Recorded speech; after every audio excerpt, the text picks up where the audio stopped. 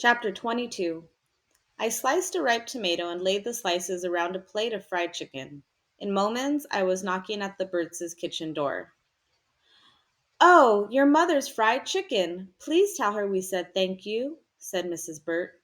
"Sure." I hesitated, wishing I could stay for a minute. "Come in, dear. We haven't talked in so long." I stepped in. She sniffed the chicken. "Ah, and these tomatoes are beautiful. Now, whose are they, and who is going to win the duel this year?" "It's hard to tell, especially since the secret weapon—" I clapped my hand over my mouth. "You had a secret weapon? Something you used to defeat Mr. Burt the last 2 years?" "Not really," I said. "I just thought we did." I found myself telling Mrs. Bird about my foolish paintbrush idea and how I believed it made a difference. I said I couldn't bear to mention it to Dad. He was just pretending he believed it too. I paused. "You and my mother were in cahoots, weren't you? You let us win so Dad could keep at his gardening and not worry so much about Jeff. Am I right?" "Not exactly. We all wanted your dad to keep gardening, but the ladies and I really did do a blind tasting on the tomatoes. Don't you remember? You put labels on the bottom of the plates yourself and said, 'Don't look until you've decided.' It just happened to come out that yours tasted better. But why do you say your idea was foolish?" I explained what Mr. Tiller had told me. "The pollen is already there, right in the blossom. It just falls into place. The tomato pollinates itself." "Well, it couldn't have hurt anything and might even have helped." "Do you think so? Why don't you go ask Mr. Burt?" Tom Burt was the last person I wanted to ask, but Mrs. Burt took me by the hand and pulled me into the living room, where her husband sat reading his newspaper. "Teresa has a question," she said. "You figured that out all by yourself?" Mr. Burt asked me when I told him about the paintbrushes. "When you were just a little tyke?" I know it was dumb. "Dumb nothing. Smart, if you ask me." "Smart?" "Sure. Logic told you the tomato flowers might need bees. When you decided that with the tip of a paintbrush you could do the work of the bees, well, that was just the next big step in logic." "Except that tomatoes pollinate themselves." "Yes, but so does corn. And some farmers hand pollinate their corn." "Why?" "To get better corn." He lowered the newspaper he had been peering around as we talked. "You see, pollen falls from the tassels at the top of the corn stalk to the silks below. That makes the kernels begin to grow on the young corn cobs." "Then why—" He folded the paper and laid it on his lap. "Suppose a farmer wants to raise a better kind of corn. He plants two kinds. Then he pollinates one kind with the pollen from the other kind and gets corn with the best traits of both." "But we only planted one kind of tomatoes." "I know, but your idea of giving nature a boost wasn't so far off." "Yep, pretty smart." "See, Teresa," Mrs. Burt said. "Well, we did have fun believing. We had the jump on you. And the brushes kept Dad and me together and busy after Jeff left. That took Dad's mind off the war a little bit, I think." Mr. Burt nodded slowly, like he had in the garden. "Maybe that's the secret," he said, and went back to his paper. Psst, psst. I turned around in my seat in the high school auditorium. Billy Riggs sat several rows back between two women. He looked at the ceiling and then all around. Everyone in town came to the Harvest Festival's closing ceremony. People sauntered in, some still eating cotton candy. They stopped to talk with each other and then found seats. The young sprouts took up 5 seats in the front row. We were ready to be declared the Great Tomato Duel winner. For good luck, we wore clean overalls and carried straw hats to look like the real gardeners we had become. Except that I had my striped baseball cap. Dad and I had eaten tomatoes from both gardens most of the summer, and we agreed we were pretty well even. To tell the truth, the tomatoes I'd seen in the judge's tent peeking over the brims of their baskets hadn't impressed me. We'd have a long evening before the contest announcements would come. The high school band director lifted his baton. The noise faded to silence. The director brought the baton down, and we came to our feet singing the Star Spangled Banner. Jugglers, acrobats, and a clown on a unicycle romped through acts that made the audience gasp. Little kids tap danced, and the high school chorus sang God Bless America. The band played the armed forces songs, and everyone sang Over Hill, Over Dale, Anchors Away, my boys, nothing can stop the Army Air Corps.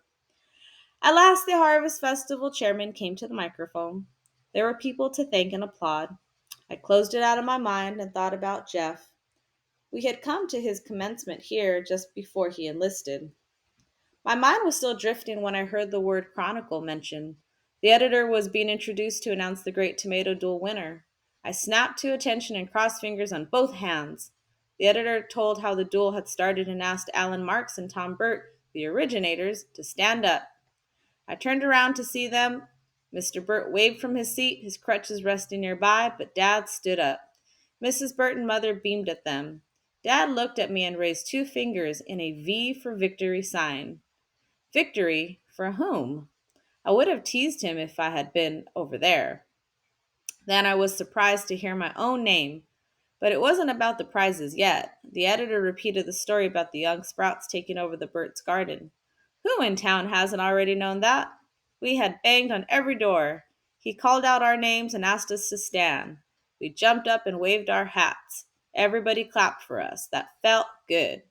I was still smiling and squirming in my seat when I heard, "Third prize, Mr. Alan Marks." Third?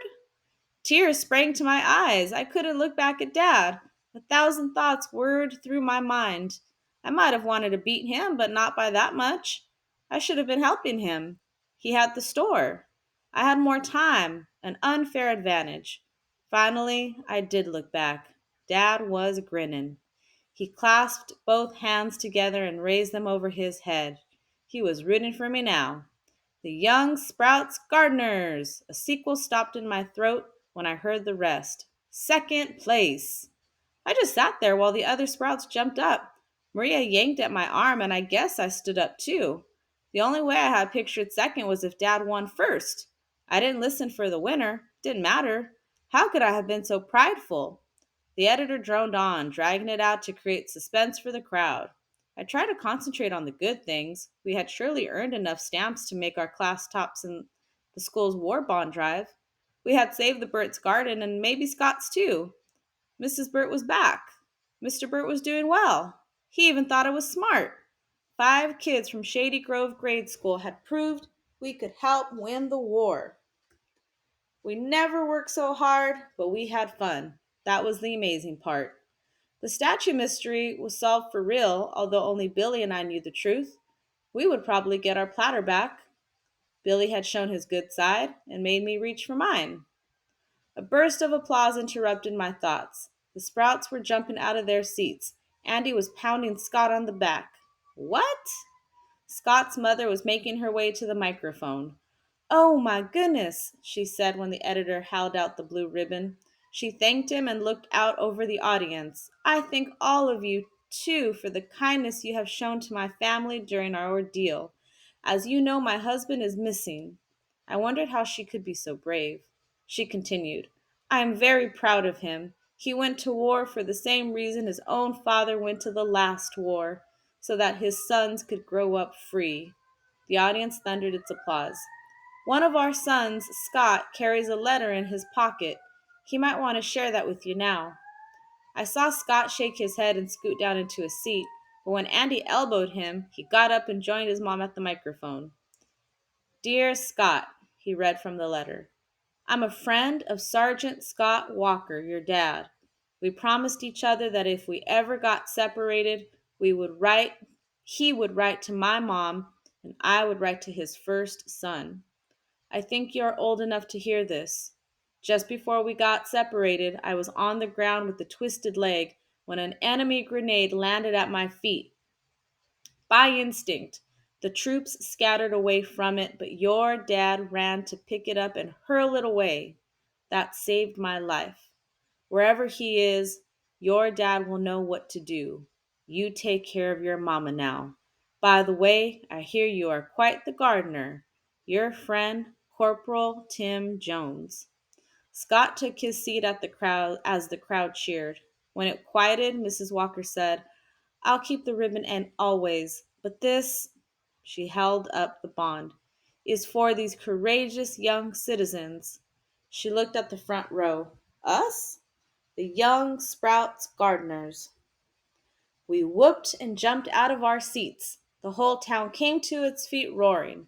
I put my hands to my face and felt wet cheeks. I don't know whether from laughing or crying. I couldn't wait to tell Jeff.